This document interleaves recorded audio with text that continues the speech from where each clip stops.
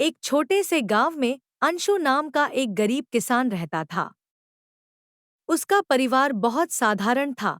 माँ, पिता, पत्नी और एक छोटा बेटा।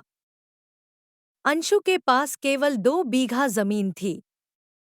उसी जमीन से वह अपने परिवार का पेट पालता था।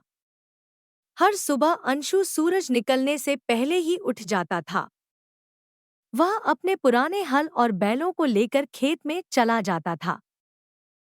पूरे दिन धूप में मेहनत करने के बाद भी उसका काम जल्दी पूरा नहीं हो पाता था, क्योंकि बैलों से खेती करने में बहुत समय लगता था। कई बार वह थक कर सोचता, काश मेरे पास भी एक ट्रैक्टर होता तो मेरा काम कितना आसान हो जाता। गांव के कई बड़े किसानों के पास ट्रैक्टर थे। जब वे अपने खेतों में ट्रैक्टर चलाते तो अंशु उन्हें देखता रहता और उसके मन में भी एक सपना जागता, एक दिन मैं भी अपना ट्रैक्टर खरीदूंगा। लेकिन ट्रैक्टर खरीदना उसके लिए बहुत कठिन था।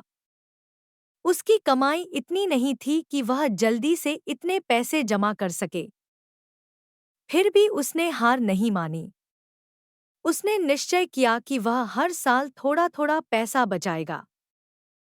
अंशु बहुत मेहनती था। वह केवल अपने खेत में ही नहीं, बल्कि दूसरे किसानों के खेतों में भी मजदूरी करने लगा।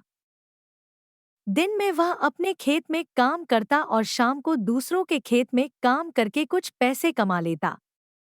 उसकी पत्नी भी उसका साथ देती थी।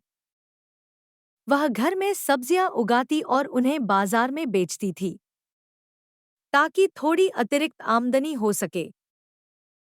कई साल तक अंशु ने इसी तरह मेहनत की और पैसे बचाता रहा।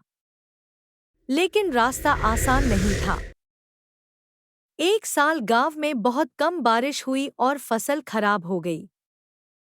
उस साल अंशु को अपने बचाए हुए पैसे भी खर्च करने पड़े। वह बहुत दुखी हुआ, लेकिन उसने फिर भी हिम्मत नहीं हारी। अगले साल उसने और भी ज्यादा मेहनत की। उसने अपने खेत में नई तकनीक अपनाई।